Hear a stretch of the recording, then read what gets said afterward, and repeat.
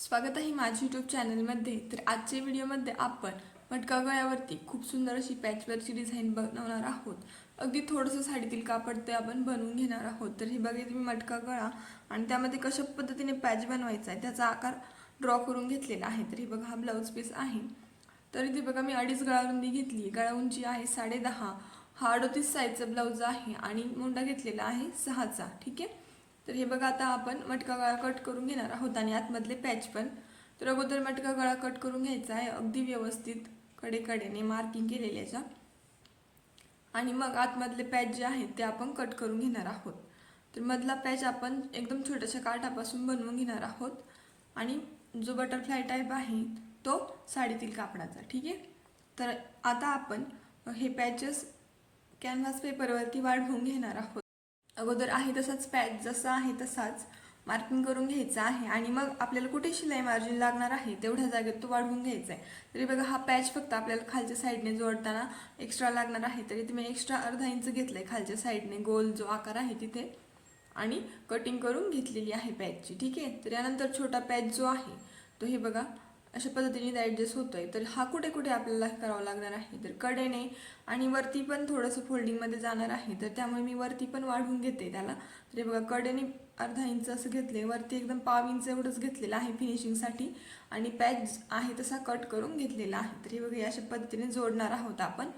तर आता हा साडीतील कापड घेतलेला आहे मी, तर हा पॅच एवढ्या याच्यात बसतोय तर आपल्याला खाली पुरत नाही आहे, तर त्यामुळे मी त्याचे 2 कट करून हे बघा अशा पद्धतीने ते जोडून आता हा पॅच बसणार आहे। तर यामुळे मी ते 2 पीस कट केलेले आहेत। तर याला आता आपण मधून जॉईंट करून घेणार आहोत आणि मग पॅच रेडी करणार आहोत। तर हे बघा आज तर मी जे आपण वाढवलेलं कॅनव्हास पेपर आहे त्या मापाचं कट केलंय आणि आता आपण पॅचेस रेडी करून घेणार आहोत। तर हे बघा काय करायचंय, हे कापड जे आहे ते सरळवरती सरळ ठेवायचं आहे आणि मधून पाव इंच एवढी मार्जिन पकडत शिलाई देऊन घ्यायची आहे आणि मध्ये नखाने रफ करून घ्यायचं किंवा दाबटीप पण तुम्ही देऊ शकता। ठीक आहे। तर काय करायचंय, सरळ कापडावरती अस्तर ठेवायचं आहे आणि मग त्यावरती कॅनव्हास ठेवायचा आहे। तर ते घाईमध्ये माझ्याकडून कॅनव्हास अगोदर ठेवण्यात गेला, अस्तर ठेवायचं मी विसरले होते। तर हे बघा आता मी कट पण करून घेतलेलं आहे। तर तुम्ही काय करायचं, सरळ कापडावरती अस्तर ठेवायचं आणि मग वरती कॅनव्हास पेपर ठेवायचा आहे। तर माझ्याकडून ते चुकीचं झालंय, त्यामुळे फोल्ड केल्यावरती कॅनव्हास पेपर खालच्या साईडने निघणार आहे। तर तुम्ही तसं करू नका। ठीक आहे। तर हे बघा आता मी तेवढंच मार्जिन पकडत परत अस्तर ठेवून शिलाई देऊन घेत आहे। हे बघा अगदी व्यवस्थित शेप चेंज होणार नाही अशा पद्धतीने शिलाई द्यायची सेम मार्जिन पकडत आणि त्याला छोटे छोटे कट्स देऊन पट्टी करून घ्यायचं आहे। तर हे बघा माझ्याकडून कॅनव्हास पेपर अगोदर ठेवण्यात गेला त्यामुळे तो बाहेरच्या साईडने निघलेला आहे। तर तुम्ही अगोदर अस्तर ठेवा आणि मग त्यावरती कॅनव्हास पेपर ठेवा। ठीक आहे। तर हा पॉईंट लक्षात ठेवा नेहमी। ठीक आहे। तर आता काय करायचं आहे, पट्टी करून त्यावरती शिलाई देऊन घ्यायची आहे जसा आकार आहे त्या शेपमध्ये आणि मग कडेने जे एक्स्ट्राचं मार्जिन आहे त्यावरती लॉक करत शिलाई देऊन घ्यायची आहे आणि जे एक्स्ट्राचं कापड आहे ते लगेचच कट करून घ्यायचं आहे। तर हे बघा अशा पद्धतीने आपला हा पॅच रेडी झालेला आहे। तर आता आपण छोटा पॅच बनवून घेणार आहोत। तर हे बघा एकदम छोटंसं काठ आहे त्यावरती हा पॅच बनवणार आहे। तरी तुम्ही सरळ काठावरती अस्तर ठेवले आणि मग त्यावरती कॅनव्हास पेपर ठेवलाय। तर आता बघा हा पलटी झाल्यावरती कशा पद्धतीने होणार आहे। तर हे बघा मी वरच्या साईडने शिलाई देऊन घेतली, डबल शिलाई देऊन घेतली आणि जे एक्स्ट्राचं आहे ते कट करून घेतले, त्याला छोटे छोटे कट्स देते मी आता आणि मग आपण त्याला पलटी करून घेणार आहोत। तर कट्स दिल्यामुळे आहे तसाच पॅच आपला रेडी होतो, शेप जो आहे तसाच पलटी होतो। ठीक आहे। त्यानंतर यावरती पण शिलाई देऊन घ्यायची आहे पलटी झाल्यानंतर आणि मग कडेने जे एक्स्ट्राचं आहे त्यावरती शिलाई देऊन ते कट करून घ्यायचं आहे। तर हे बघा अशा पद्धतीने आपला हा पण पॅच रेडी झालेला आहे। तर बघितलं तुम्ही आता अस्तर खालच्या साईडने आलेला आहे, तर ती चूक तुम्ही करू नका जी माझ्याकडून पहिल्या पॅचच्या वेळेस झाली होती ती। ठीक आहे। तर आता आपण गळा रेडी करून घेणार आहोत। तर हे बघा सरळ ब्लाऊज पीसवरती अस्तरचं कापड ठेवून घ्यायचं आहे, कमरेच्या साईडने अर्धा इंच एवढं मार्जिन पकडत शिलाई देऊन घ्यायची आहे आणि मग गळ्याच्या साईडने आपण शिलाई देणार आहोत। तरी तुम्ही पिना लावून घेतल्या जेणेकरून कापड हलणार नाही यासाठी। तर हे बघा गळ्याच्या साईडने मी पाव इंच एवढं मार्जिन पकडत सगळीकडून टीप देऊन घेत आहे। तर हे मार्जिन सेमच पकडायचं आहे जेणेकरून गळ्याचा आकार चेंज होणार नाही। तर हे बघा आतमधलं जे एक्स्ट्राचं कापड आहे ते मी कट करून घेतलंय आणि कमरेच्या साईडचं पण। त्यानंतर पिना रिमूव्ह करून मी याला हात घालून हे बघा अशा पद्धतीने सरळ करून घेते आणि यानंतर आता आपण गळ्यावरती दाबटीप देऊन घेणार आहोत। हे बघा अशा पद्धतीने जर तुमचा गळा व्यवस्थित पलटी पडत नसेल तर तुम्ही त्याला पण छोटे छोटे कट्स देऊ शकता। ठीक आहे। तर हे बघा इथे माझं पलटी झालाय व्यवस्थित कडक कापड असल्यामुळे.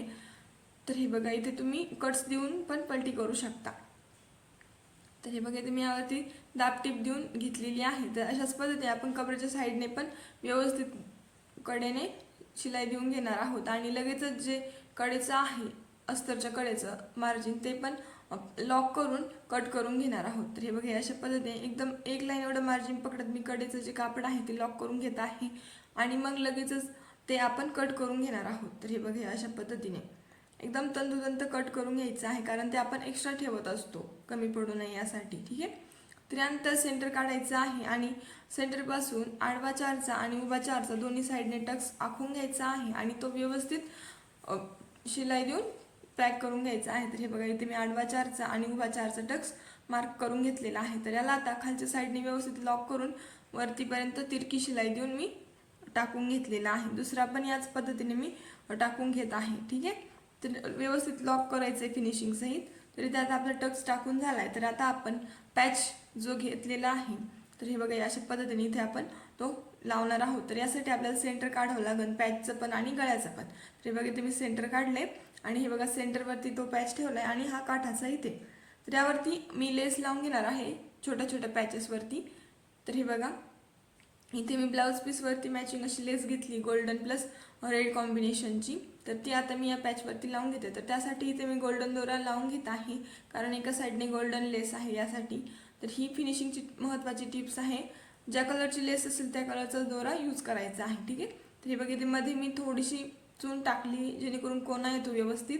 तर हे बघा अशा पद्धतीने आणि पुढे पॅचला लेस कंटिन्यू मी करत आहे. तर हे बघा डबल टिप द्यायची आहे लेसला जेणेकरून ती पलटी पडत नाही. छोट्या पॅचला पण मी हीच लेस लावून घेत आहे त्याच पद्धतीने. ठीक आहे. आणि डबल टिप देऊन तिला पण मी लॉक करून घेणार आहे. त्यानंतर आता आपण जे सेंटर काढले त्यावरती हा पॅच ठेवणार आहे साडीतील कापडाचा बनवलेला आणि मग त्यावरती छोटा पॅच. तर अगोदर आपण हे लॉक करून घेऊ जेणेकरून आपल्याला ते स्टिच करताना सोपं जाईल. ठीक आहे. तर इथे मी दोरा तोच ठेवलाय गोल्डन कलरचा आणि व्यवस्थित डबल टिप देऊन हा छोटा पॅच मोठ्या पॅचला मी लॉक करून घेतलेला आहे. तर आता आपण याला गळ्यावरती लावून घेऊयात. तर गळ्याचं जिथे सेंटर काढलेलं आहे तिथे पॅचचं सेंटर ठेवायचं आहे आणि तिथूनच आपल्याला खालच्या साईडने जी मार्जिन सोडली होती आपण जेवढी तेवढी मार्जिन ठेवत लॉक करून घ्यायचं आहे पॅच. ठीक आहे. तर हे बघा मी सेंटरपासून चालू केलंय जेणेकरून पॅचचं सेंटर हलणार नाही. ठीक आहे. शिवताना ओढण्यात जातं ना थोडंफार त्यामुळे. तर दुसऱ्या साईडने पण मी याच पद्धतीने व्यवस्थित सेंटरमधूनच सुरुवात करणार आहे आणि मग कडेने. तर पॅच जो आहे तो ओढायचा नाही किंवा मग गळा पण ओढायचा नाही. एकदम हलक्या हाताने आहे तशाच शेपमध्ये आपल्याला पॅच लॉक करून घ्यायचं आहे. ठीक आहे. तर इथे डबल टिप देऊन याला व्यवस्थित लॉक करून घ्यायचं आहे जेणेकरून तो निसटणार नाही. तर यावरती आता मी फ्रिलची लेस लावून घेणार आहे. तर तुम्ही लुक बघा याचं किती व्यवस्थित आलेलं आहे. लेस लावल्यावर तर आणखीनच उठून दिसणार आहे. तर तुमच्याकडे फ्रिलची लेस अवेलेबल नसेल तर तुम्ही साडीतील कापडातील बनवून त्यावरती गोल्डन लेस पण लावू शकता. ठीक आहे. तर हे बघा तुम्हाला दाखवते मी ती लेस. अशा पद्धतीची मी ब्रॉड फ्रिलची लेस घेतलेली आहे. तर ती एकदम पॅच सारखीच दिसते कडेने लावल्यावरती. तर हे बघा कडेने गोल्डन दोराच आहे त्यावरती मी शिलाई देऊन घेत आहे. एकदम गळ्याच्या कडेने आहे त्याच शेपमध्ये एकदम हळुवारपणे लावून घ्यायची आहे ती लेस जेणेकरून गळ्याचा आकार जो आहे तो आहे तसाच दिसेल. ठीक आहे.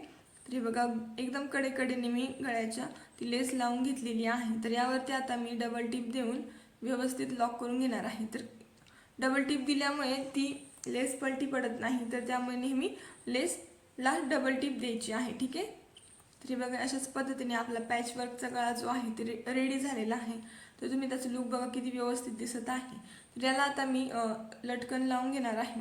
तर ते मी ब्लाऊज पीसच्या कापडाचंच बनवून घेणार आहे. तर तुम्हाला मी लटकन लावल्यानंतरचं फायनल लुक शेवटी दाखवते. तर तुम्हाला हा व्हिडिओ कसा वाटला हे कमेंट्स करून नक्की कळवा. व्हिडिओ आवडल्यास व्हिडिओ लाईक करा, शेअर करा आणि चॅनलवरती नवीन असाल तर चॅनलला सबस्क्राईब करून नक्की ठेवा. ओके.